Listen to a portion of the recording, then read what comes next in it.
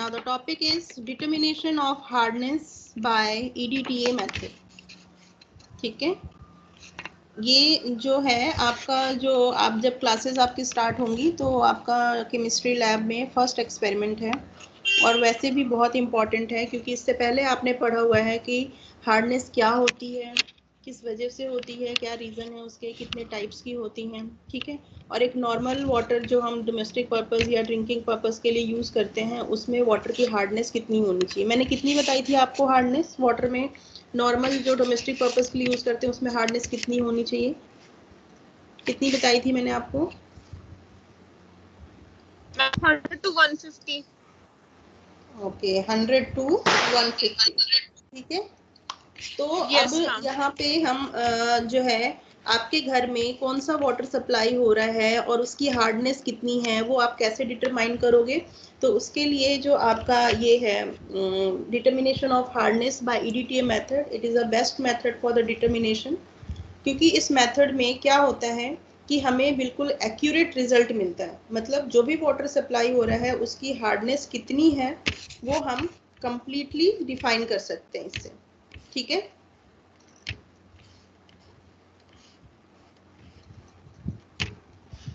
तो अब हमें यहाँ पे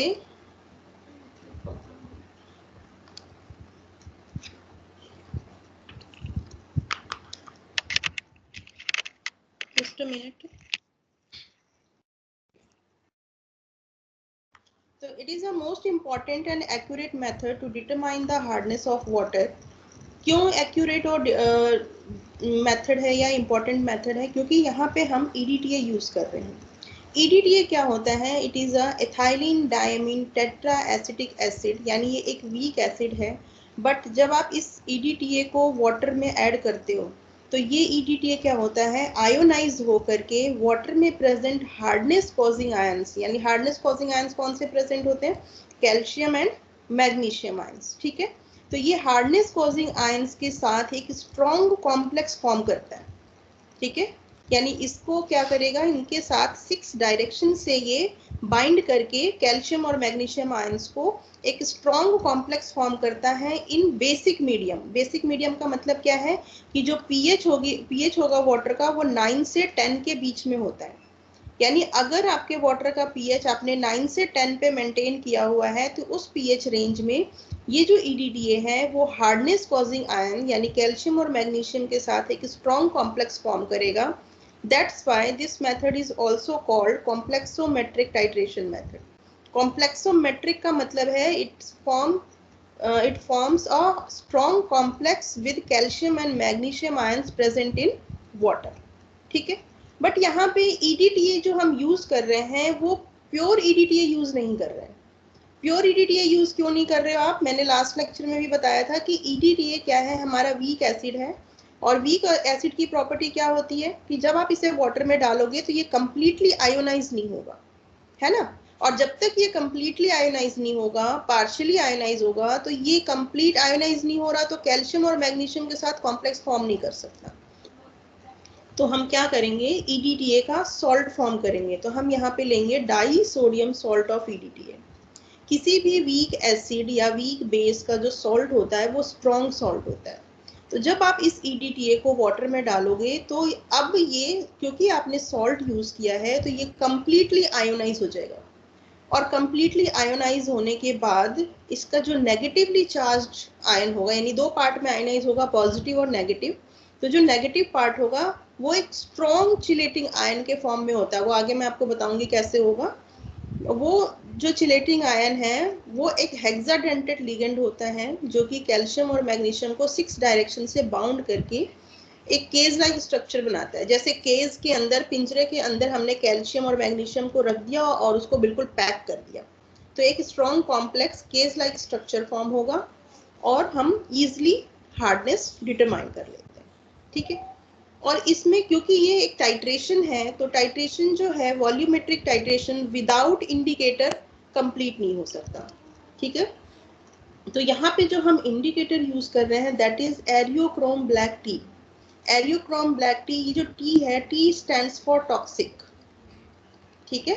मतलब कि ये हमारा एजोडाई है। एजो डाई जो जनरली टेक्सटाइल इंडस्ट्रीज में यूज होते हैं कपड़ों को कलर करने के लिए, ठीक है। तो इस डाई को हम यहाँ पे यूज कर रहे हैं एज अ इंडिकेटर। ये क्या करता है, हमें इंडिकेट करेगा कि कहाँ पे जाके रिएक्शन कंप्लीट हुई, यानी कहाँ पे किस पॉइंट पे सभी कैल्शियम और मैग्नीशियम आयंस जो वाटर में प्रेजेंट थे वो न्यूट्रलाइज्ड हो गए, ठीक है। That is the introduction of this part. Now the principle. Principle का मतलब है कि कैसे वर्क हो रहा है, इसमें क्या क्या चीजें यूज हो रही हैं। तो इसमें जो रिएजेंट्स यूज हो रहे हैं बेसिकली वो रिएजेंट्स कौन कौन से हैं। एक तो आपका हार्ड वाटर है, ठीक है, जो हम यूज कर रहे हैं हार्ड वाटर, जिसका हमने डिटरमाइन करना है हार्डनेस। प्लस इसमें आप डाल रहे हो इंडिकेटर EBT, एरियोक्रोम ब्लैक टी। आप इसे टाइट्रेट कर रहे हो EDTA के साथ, और इसमें हम एक बफर सोल्यूशन भी डाल रहे हैं जिसे हम कहते हैं ammoniacal buffer solution, NH4OH plus NH4Cl। ये आपका एक बेसिक बफर सोल्यूशन है। इसका रोल क्या है, क्योंकि मैंने आपको बताया कि ये जो EDTA है वो 9 से 10 pH पे स्ट्रॉन्ग कॉम्प्लेक्स बनाता है and EDTA is a weak acid. तो अगर हम वाटर में एसिड ऐड करेंगे तो वाटर का pH क्या होगा, धीरे धीरे डाउन होता जाएगा, है ना। अगर हम वाटर में एसिड ऐड करेंगे तो वाटर का pH क्या होगा, डाउन होगा। बट हमने pH कहाँ तक मेंटेन करना है, 9 से 10 तक। तो pH वाटर का चेंज ना हो, 9 से 10 पे ही मेंटेन रहे, इसके लिए हम इसमें डाल रहे हैं अमोनिकल बफर सोल्यूशन, ठीक है, जो कि बेसिक बफर सोल्यूशन भी आप इसे कह सकते हो। इसका pH 9 से 10 के बीच में होता है। तो ये क्या करेगा, वाटर के pH को मेंटेन करने में हेल्प करता है, ठीक है। pH is maintained eight 10 using ammonium buffer solution, ठीक है। तो जो बेसिकली जो रिएजेंट्स इस एक्सपेरिमेंट में यूज हो रहे हैं, फर्स्ट तो हमारा हार्ड वाटर है जो कि हमारा एक्सपेरिमेंटल सोल्यूशन है जिसको हम डिटरमाइन कर रहे हैं। Second is indicator EBT and third is EDTA जिसके हेल्प से आप हार्ड वाटर की हार्डनेस डिटरमाइन कर रहे हो, एंड बफर सोल्यूशन जो pH मेंटेन करने में हेल्प करता है, ठीक है। तो ये प्रिंसिपल मैं आगे रिएक्शन के थ्रू आपको समझाऊंगी। सबसे पहले हम यहाँ पे देखते हैं हाँ जी मैम, बफर सॉल्यूशन वो होता है जो pH को मेंटेन करने में हेल्प करता है, उसकी कोई वैसी डेफिनेशन है? pH एक्चुअली बफर सोल्यूशन होता क्या है, buffer solution is the combination strong acid weak acid and salt of weak acid, या फिर आप कह सकते हो वीक बेस और salt of weak base. Generally इनका फंक्शन क्या होता है कि ये रिएक्शन में पार्टिसिपेट नहीं करते, ये सिर्फ pH को मेंटेन करते हैं, ठीक है। तो ये क्या करेंगे कि जो आपका H पॉजिटिव आयन या OH नेगेटिव आयन वाटर में रिलीज हो रहा है उनको न्यूट्रलाइज करके वाटर के pH को चेंज नहीं होने देते। That is the function of buffer solution, ठीक है। Okay ma'am, yes ma'am. Now सबसे पहले हम देखेंगे structures of EDTA, EBT and metal EDTA complex. Very important, ये बहुत ही कॉमन क्वेश्चन है जो जनरली आपसे वाइवा में पूछते हैं कि EDTA का स्ट्रक्चर क्या है, क्या इसका फंक्शन है, ठीक है। Here is the structure of EDTA। मैंने आपको इसका फुल फॉर्म बताया, it is a ethylene diamine tetra acetic acid. यानी इथाइलिन का मतलब क्या है कि यहाँ पे देखो दो CH2 ग्रुप है, दैट मीन्स इथाइलिन ग्रुप, ठीक है, CH2 आफ्टर दैट दो नाइट्रोजन एटम्स हैं, यानी ये एमीन ग्रुप है आपका। तो ethylene diamine tetra acetic acid, acetic acid का फॉर्मूला होता है CH3COOH, ठीक है। लेकिन जब यहाँ पे बॉन्ड फॉर्म करेगा तो एक हाइड्रोजन रिप्लेस होकर के बॉन्ड फॉर्म करेगा, ठीक है। तो ये हो गया CH2COOH, ठीक है। बट हम यहाँ पे die sodium salt of EDTA use कर रहे हैं, तो आपका जो है दो हाइड्रोजन्स जो है वो सोडियम आयंस के साथ रिप्लेस हो गए, एक यहाँ पे रिप्लेस हुआ, दूसरा यहाँ पे रिप्लेस हुआ, यानी सोडियम आयन से हमने हाइड्रोजन को रिप्लेस कर दिया। तो ये अब बन गया die sodium salt of EDTA, ठीक है। ये इसका स्ट्रक्चर है। लेकिन क्या होता है कि अगर हमें सपोज रिएक्शन लिखनी है तो हम हर जगह इतना बड़ा स्ट्रक्चर तो नहीं लिख सकते, है ना। रिएक्शन लिखने के लिए हमें क्या करना होगा, इस EDTA को सिंप्लीफाई करना होगा, यानी इसको फॉर्मूले के फॉर्म में लिखना होगा। और फॉर्मूले के फॉर्म में लिखने के लिए फॉर्मूला भी अगर हम इसका बनाएं तो बहुत बड़ा फॉर्मूला बनेगा, तो हम क्या करेंगे, इसको और सिंप्लीफाई करेंगे। तो सिंप्लीफाई करके हम इसे क्या लिखेंगे, Na2, क्योंकि यहाँ पे 2 सोडियम आयन है, Na2 सोडियम आयंस, तो Na2 2 हाइड्रोजन प्रेजेंट है, एक यहाँ पर है और एक यहाँ पर है, ठीक है। तो ये 2 हाइड्रोजन Na2H2, और बाकी जो आपका रेस्ट पार्ट बच गया EDTA का, इन चारों को छोड़ करके उसको हमने Y से रिप्रेजेंट कर दिया, ठीक है। तो Na2 sodium ions, Na2 2 hydrogens, तो ये हो गया हमारा H2, and rest part of the EDTA is represented by Y. That means Na2H2Y. It is the simplified form of the disodium salt of EDTA. ठीक है। अब क्या होगा, ये हमारा डाइसोडियम सॉल्ट का सिंप्लीफाइड फॉर्म है। जब आप इसे वाटर में डालोगे तो अब क्या होगा कि ये क्या होंगे, आयोनाइज हो जाएंगे 2 सोडियम आयंस में और 1 चिलेटिंग आयन में। देखो Na2H2Y, इसको हमने वाटर में डाला तो ये 2 सोडियम आयंस अलग हो गए, यहाँ से ये 2 सोडियम आयन अलग हो गया, बच क्या गया, 2 सोडियम आयन अलग निकले, तो इसके ऊपर 2 नेगेटिव आयंस हो जाएगा, H2Y 2 नेगेटिव, ठीक है। ये जो H2Y 2 नेगेटिव बना, it is a strong chelating ion, and we know that chelating ions का फंक्शन क्या होता है, कोई बताएगा मुझे चिलेटिंग आयंस कैसे वर्क करते हैं?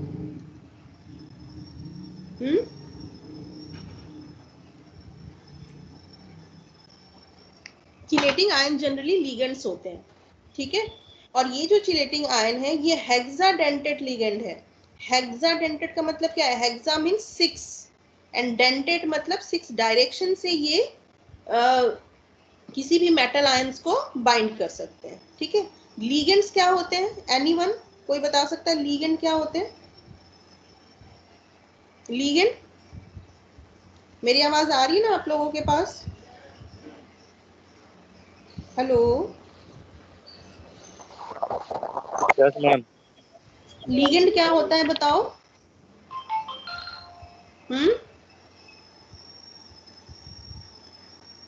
नहीं पता लिगेंड? अगर नहीं पता तो आप मुझसे पूछो, मैं बताऊंगी। हाँ जी बोलो।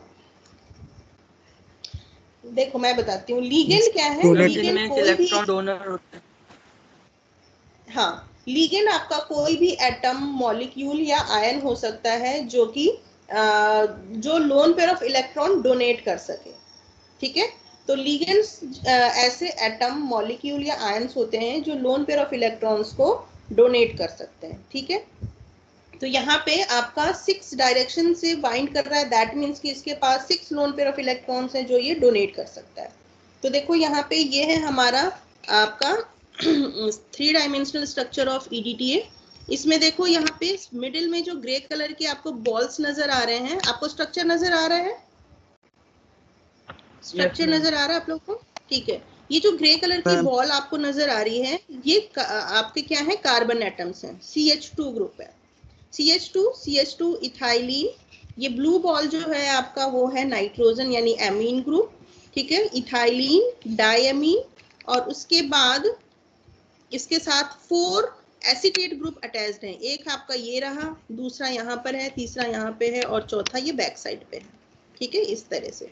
तो ये 4 एसीटेट ग्रुप्स अटैच्ड हैं यहाँ पे। This is the structure of EDTA, 3 dimensional structure of EDTA, ठीक है। अभी यहाँ पे देखो, ये जो आपका मैंने बताया कि हेक्साडेंटेड लिगेंड यानी 6 डायरेक्शन से ये मेटल आयन को कंबाइन करेगा, तो कहाँ कहाँ से कर सकता है? देखो मैं आपको बताती हूँ। एक ये हमारा एमीन ग्रुप जो है, एमीन ग्रुप के ऊपर 2 लोन पेयर ऑफ इलेक्ट्रॉन होते हैं, ठीक है। ये नाइट्रोजन के पास 2 लोन पेयर ऑफ इलेक्ट्रॉन है, 1 2, और ये सोडियम आयन रिप्लेस हो गया तो ये एसीटेट आयन के पास यहाँ पे एक नेगेटिव, ये एक नेगेटिव। इसी तरह से ये हाइड्रोजन भी, जब ये वाटर में आप इसे ऐड करोगे तो ये वाटर में, क्योंकि कैल्शियम और मैग्नीशियम के साथ इसे कंबाइन होना है, तो ये अपने H पॉजिटिव आयन को कैल्शियम और मैग्नीशियम के साथ रिप्लेस कर देगा, ठीक है। तो जैसे जैसे हम EDTA वाटर में ऐड करेंगे, ये H जो H2 है वो H पॉजिटिव के फॉर्म में रिप्लेस होगा किसके साथ, कैल्शियम और मैग्नीशियम के साथ, ठीक है। तो जैसे जैसे अब मैंने आपको क्या बताया था कि जब हम एसिड को वाटर में डालेंगे तो वाटर का पीएच डाउन होगा। क्यों डाउन होगा, क्योंकि जब हम इस H2Y यानी ये जो चिलेटिंग आयन है H2Y 2 नेगेटिव, ये जब वाटर में ऐड होगा तो 2H positive plus Y4 negative में रिप्लेस हो रहा है। तो ये जो H2 पॉजिटिव रिलीज हुआ वाटर में, ये क्या है, एसिड है। इसकी वजह से वाटर का पीएच जो है वो डाउन हो रहा है। तो इसी को मेंटेन करने के लिए हम उसमें बफर सोल्यूशन डाल रहे हैं, ठीक है। तो ये जो Y4 नेगेटिव है, ठीक है, यहाँ पे ये हाइड्रोजन रिप्लेस हो गया तो ये आपका एसीटेट आयन बन गया। तो 4 नेगेटिव ये और प्लस में 2 नाइट्रोजन के ऊपर lone pair of electron. Total 6 directions हैं जहां से जो आपका चिलेटिंग आयन है वो मेटल आयन को कंबाइन कर सकता है, ठीक है। Next is the structure of eriochrome black T. Eriochrome black T में ये देखो आपका ये जो आपको नजर आ रहा है नाइट्रोजन, ये आपका एजो ग्रुप है, N डबल बॉन्ड N, इसे हम एजो ग्रुप कहते हैं, ठीक है। ये ऊपर 2 फिनोलिक हाइड्रोजन्स हैं। ये फिनोलिक हाइड्रोजन जो है, ये जो आपका EBT है इसके कलर को डिसाइड करता है। अगर यहाँ से एक हाइड्रोजन रिप्लेस हो गया या रिलीज हो गया मान लो और O नेगेटिव बन गया यहाँ से, तो इसका कलर चेंज हो जाएगा।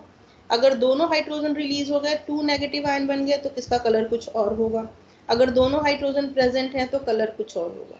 तो जो EBT का कलर है वो डिपेंड करता है इनके फिनोलिक हाइड्रोजन पे, ठीक है। कई बार ये हमें रेड कलर का दिखाई देता है, कई बार ये ऑरेंज कलर का भी होता है, कई बार ये ब्लू कलर का भी होता है, ठीक है।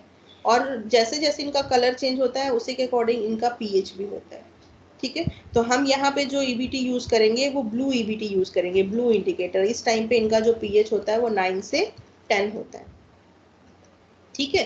और यहाँ पे क्या होगा कि इस टाइम पे इनके फिनोलिक हाइड्रोजन प्रेजेंट है। और यहाँ पे आपको एक SO3Na पॉजिटिव ग्रुप दिख रहा है, ये सोडियम आयन रिप्लेस होगा हमारा कैल्शियम और मैग्नीशियम आयन्स के साथ, ठीक है। और यहाँ पे आकर के मेटल आयन के साथ ये भी कंबाइन होते हैं, ठीक है। नाउ द 3 डायमेंशनल स्ट्रक्चर, आप इसका देखना चाहते हो या आगे बढ़े? 3 डायमेंशनल स्ट्रक्चर देखना है? दिखा दो मैम।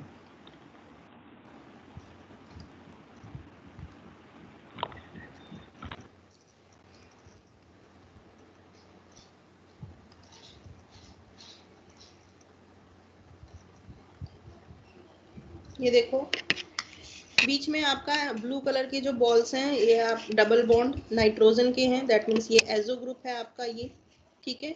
ये 2 हमारे बेंजीन रिंग्स हैं, ये हमारा ये 2 बेंजीन रिंग्स हैं, फिर डाई बेंजाइल ग्रुप्स हैं, ठीक है। ये NO2 ग्रुप जुड़ा हुआ है और यहाँ पे ये जो आपको येलो कलर की बॉल नजर आ रही है that is the sulphur SO3, ठीक है।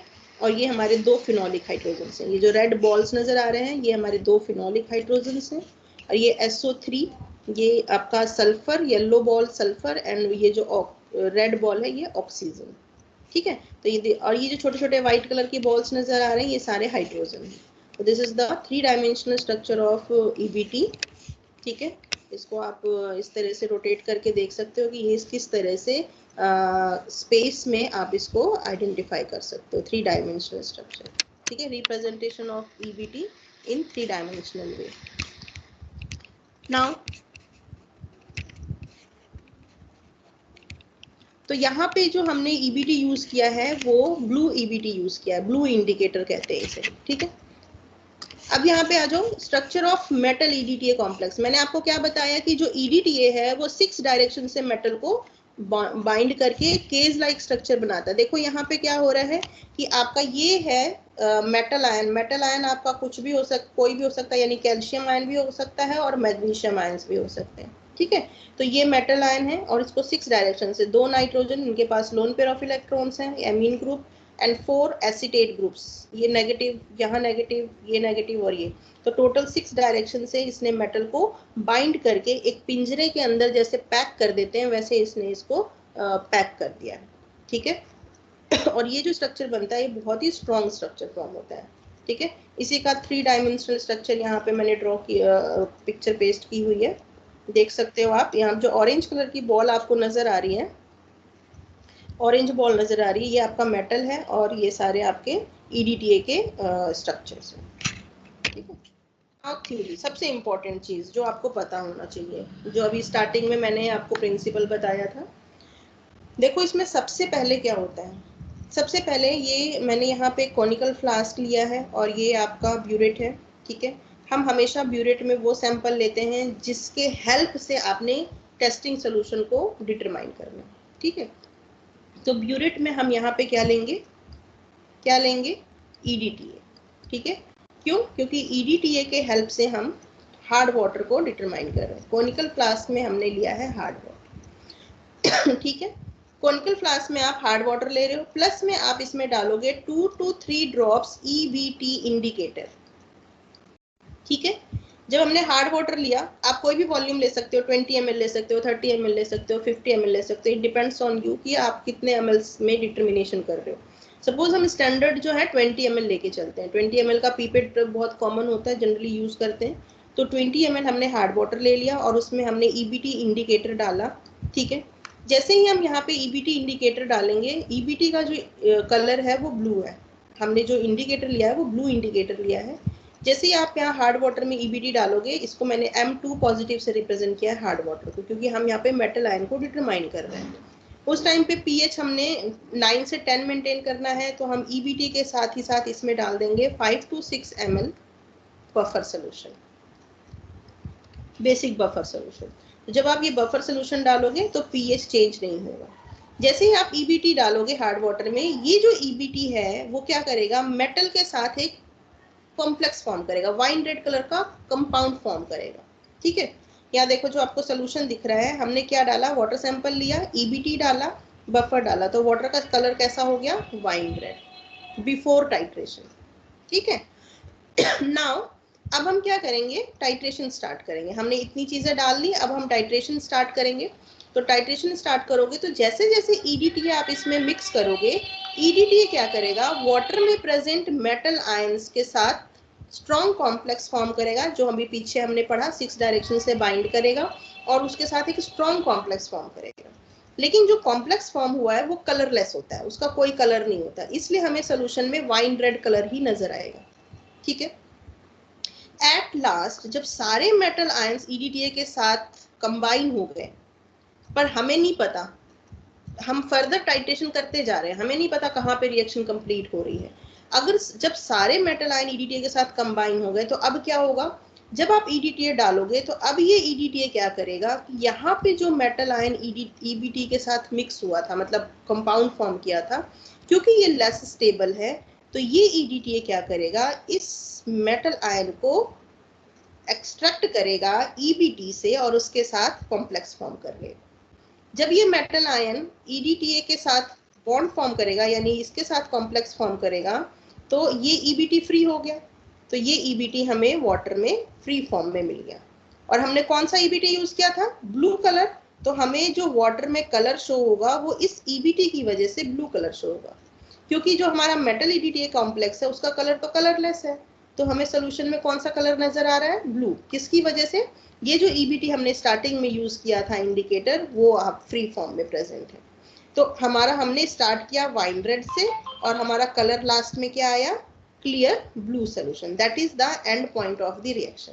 यहाँ पे आके हमें ये पता लगा कि हमारे वाटर सैंपल में जितने भी मेटल आयंस प्रेजेंट थे वो सारे के सारे EDTA के साथ कंबाइन हो चुके हैं और अब वाटर में कोई भी मेटल आयन प्रेजेंट नहीं है। दैट मीन्स ये ब्लू कलर क्या शो कर रहा है, कंप्लीशन ऑफ द रिएक्शन। यहाँ पे आके हमारा रिएक्शन कंप्लीट हो गया, ठीक है। तो एंड पॉइंट क्या हुआ, वाइन रेड से ब्लू। सपोज मान लो हमने 0 से स्टार्ट किया था प्रैक्टिकल करना, 0 इनिशियल पॉइंट लिया था, और सपोज मान लो 10 ml पे आकर के यहाँ 0 पे वाइन रेड कलर था और 10 ml पे आकर के आपका कलर वाटर का कैसा हो गया, ब्लू। दैट मीन्स कि 10 ml of EDTA is consumed for the neutralization of all the metal ions present in water. Clear सभी को, थ्योरी क्लियर हुई, क्या होता है, यस और नो, जल्दी बताओ। एक और बार बताना। देखो इसकी थ्योरी बहुत इंपॉर्टेंट है, हम क्या करते हैं, सबसे पहले कॉनिकल फ्लास्क लेते हैं, टाइट्रेशन फ्लास्क भी बोलते हैं इसे। इस टाइट्रेशन फ्लास्क में हम सपोज मान लो हमने 20 ml हार्ड वाटर को डिटरमाइन करना है, हमने टैप वाटर जो भी सप्लाई हो रहा है उसकी हार्डनेस डिटरमाइन करनी है। तो हमने क्या किया, 20 ml हार्ड वाटर ले लिया, ठीक है। हार्ड वाटर किसकी वजह से हार्ड हुआ है, वो कैल्शियम और मैग्नीशियम की वजह से। तो इसका मतलब क्या है कि हमें वाटर में कैल्शियम और मैग्नीशियम आयंस की स्ट्रेंथ पता करनी है कि कितना प्रेजेंट है वाटर में, ठीक है। तो उसे मैंने उस हार्ड वाटर को रिप्रेजेंट कर दिया M2 पॉजिटिव से। M2 पॉजिटिव का मतलब है कैल्शियम एंड मैग्नीशियम आयंस, ठीक है। अब इसमें हम डालेंगे EBT indicator, 2-3 drops EBT indicator डालोगे आप, ठीक है। जैसे ही आप EBT इंडिकेटर डालोगे और बफर सोल्यूशन डालोगे, ये तीनों चीजें जैसे ही मिक्स करोगे आप कोनिकल फ्लास्क में, वाटर का जो कलर होगा वो वाइन रेड हो जाएगा। क्यों वाइन रेड होगा, क्योंकि ये जो EBT है वो हार्ड वाटर के साथ कंबाइन होकर के एक less stable wine red colour का कंपाउंड बनाता है, ठीक है। अब इस वाइन रेड सोल्यूशन को हम टाइट्रेट करना स्टार्ट करेंगे EDTA से। EDTA हमने ब्यूरेट में ले रखा है, उससे हम टाइट्रेट करना स्टार्ट करेंगे। तो जैसे जैसे आप EDTA वाटर में ऐड करते जाओगे, वाटर में प्रेजेंट मेटल आयंस EDTA के साथ जो है आपने ऐड करना स्टार्ट किया EDTA, तो ये मेटल आयंस जो हैं वो उसके साथ कंबाइन होते जाएंगे, स्ट्रॉन्ग कॉम्प्लेक्स फॉर्म करेंगे, ठीक है, MEDTA के फॉर्म में। बट क्योंकि ये जो EDTA कॉम्प्लेक्स फॉर्म हुआ है ये कलरलेस होता है, ठीक है, तो हमें सैंपल में वाइन रेड कलर ही नजर आएगा। एट लास्ट जब सारे मेटल आयंस EDTA के साथ कंबाइन हो गए, उसके बाद अब फर्दर EDTA जब आप ऐड करते जाओगे तो वो EDTA अब क्या करेगा कि जो मेटल स्टार्टिंग में जो मेटल आयंस EBT के साथ कंबाइन हो गए थे, अब वो मेटल आयन को EDTA एक्सट्रैक्ट करके कॉम्प्लेक्स फॉर्म करेगा MEDTA, ठीक है, और ये EBT फ्री हो जाएगा वाटर में। तो जब ये EBT फ्री होगा वाटर में, तो हमने ब्लू कलर का EBT लिया था, वो ब्लू कलर हमें वाटर में नजर आने लगेगा। ये ब्लू कलर हमें EBT की वजह से नजर आ रहा है। That is the end point of the reaction. ये ब्लू कलर क्या शो कर रहा है, वाइन रेड से शुरू किया, ब्लू कलर आ गया, ब्लू कलर ये शो कर रहा है कि वाटर में प्रेजेंट जितने भी मेटल आयंस थे वो सारे के सारे EDTA के साथ कंबाइन हो चुके हैं। That is the end point of the reaction. Clear? Yes ma'am. इसका मेथड है, मैंने मेथड आपको बता दिया कि हम 20 ml स्टैंड वाटर लेंगे, इसमें 5 to 6 ml बफर डालेंगे, 2-3 ड्रॉप्स EBT डालेंगे, इसको फिर आप टाइट्रेट करोगे। जैसे ही EBT डालोगे आपका वाइन रेड कलर आता है, ठीक है। जहाँ पे wine red colour clear blue हो जाएगा वो हमें रीडिंग नोट करनी है, ठीक है। ये 3 स्टेप में प्रोसेस होता है। क्योंकि हमने यहाँ पे जो EDTA यूज किया है, मैंने कहीं भी ये नहीं लिखा कि N/50 EDTA या M/10 EDTA, ऐसा कहीं भी नहीं लिखा ना। आप पढ़ते हो ना जैसे कि N/100 H2SO4 जब टाइट्रेशन करते हैं तो, है ना। लेकिन यहाँ पे सिंपल EDTA लिखा हुआ है। इसका मतलब क्या है कि सबसे पहले हमें EDTA की स्ट्रेंथ निकालनी होगी, और उस EDTA की स्ट्रेंथ निकालने के लिए हम उसे स्टैंडर्डाइज करेंगे, और स्टैंडर्डाइज करने के लिए हम इसमें लेंगे standard hard water. Standard hard water का मतलब क्या होता है, जिस भी वर्ड से पहले प्रीफिक्स में आपका ये लगा हो, स्टैंडर्ड वर्ड लगा हो, इसका मतलब क्या है, स्टैंडर्ड का मतलब है कि उसकी स्ट्रेंथ गिवन है, स्ट्रेंथ नोन है। तो स्टैंडर्ड हार्ड वाटर का मतलब क्या है कि ये जो हार्ड वाटर हम यहाँ यूज कर रहे हैं उसकी स्ट्रेंथ हमें पता है। और स्ट्रेंथ कैसे पता होगी, जब हम इसे लेबोरेटरी में प्रिपेयर करेंगे, ठीक है। तो हम कैसे प्रिपेयर करते हैं स्टैंडर्ड हार्ड वाटर, हम क्या करते हैं 1 मिलीग्राम कैल्शियम कार्बोनेट डिसॉल्व करते हैं 1 ml डिस्टिल्ड वाटर में, ठीक है। हम इस तरह से स्टैंडर्ड हार्ड वाटर प्रिपेयर कर लेते हैं। कैल्शियम कार्बोनेट क्यों डिसॉल्व किया, इसका रीजन मैंने आपको लास्ट लेक्चर में बताया है कि हार्डनेस डिटर्मिनेशन हम कैल्शियम कार्बोनेट के टर्म्स में करते हैं। उसके 2 रीजंस हैं, कंप्लीटली प्रेसिपिटेट आउट हो जाता है और इसका मॉलिक्यूलर मास 100 होता है, तो ये इसलिए हम इसको यूज करते हैं एज अ रेफरेंस। तो यहाँ पे जब हम स्टैंडर्ड हार्ड वाटर प्रिपेयर करेंगे तो उसके लिए भी हम कैल्शियम कार्बोनेट डिसॉल्व करेंगे वाटर में। तो इस तरह से हमने स्टैंडर्ड हार्ड वाटर प्रिपेयर कर लिया, और उस स्टैंडर्ड हार्ड वाटर से सबसे पहले हम EDTA को स्टैंडर्डाइज करेंगे, यानी 1 ml EDTA की वैल्यू निकालेंगे, ठीक है। जब हमें 1 ml EDTA की वैल्यू पता लग जाएगी, फिर हम सेकेंड स्टेप में डिटर्मिनेशन ऑफ हार्डनेस करेंगे, यानी अननोन हार्ड वाटर लेंगे, टैप वाटर जिसकी बात मैं कर रही हूँ, और प्रोसेस सेम रहेगा, 5 to 6 ml buffer, 2-3 drops EBT, and फिर उसमें हमने उसको टाइट्रेट किया EDTA से, जहाँ पे वाइन रेड क्लियर ब्लू हो गया उसकी रीडिंग हमने नोट कर ली, ठीक है। Third step is permanent hardness determination. Permanent hardness determination के लिए हमें क्या करना पड़ेगा, कोई बता सकता है? एनीवन? एनीवन प्लीज, कुछ तो बोलो। सो गए क्या सारे? नो मैम, नहीं पता। नहीं पता? देखो यहाँ लिखा हुआ है बॉइल्ड वाटर। क्या करते हैं हम, हमारे पास टोटल हार्डनेस है, ठीक है, अब हमने परमानेंट हार्डनेस निकालना है, तो हम क्या करेंगे, जो वाटर सप्लाई हुआ है या जिस वाटर को हमने लिया है उसको बॉईल करेंगे। बॉईल करने से क्या होगा, टेम्परेरी हार्डनेस रिमूव हो जाएगी, है ना। टेम्परेरी हार्डनेस कैसे रिमूव करते हैं, पढ़ा है ना फर्स्ट लेक्चर में, अच्छा मैम, यस, वो सरफेस पे। Bye simple boiling. अगर हम वाटर को बॉईल करेंगे तो टेम्परेरी हार्डनेस रिमूव हो जाएगी, तो वाटर में क्या बच जाएगा, सिर्फ परमानेंट हार्डनेस, है ना। मैम वो जो सरफेस पे वाइट वाइट इकट्ठा हो जाता है। हाँ हाँ जी, तो हम क्या करेंगे, वाटर को बॉईल करेंगे, उसको फिल्टर करेंगे, ठीक है, तो जो टेम्परेरी हार्डनेस रिमूव हो जाएगी, उसमें सिर्फ क्या रह जाएगा, परमानेंट हार्डनेस। तो फिर अब उस बॉइल्ड वाटर को हम ले लेंगे, जैसे हमने पहले 2 स्टेप में किया वैसे ही सेम थर्ड स्टेप में करके परमानेंट हार्डनेस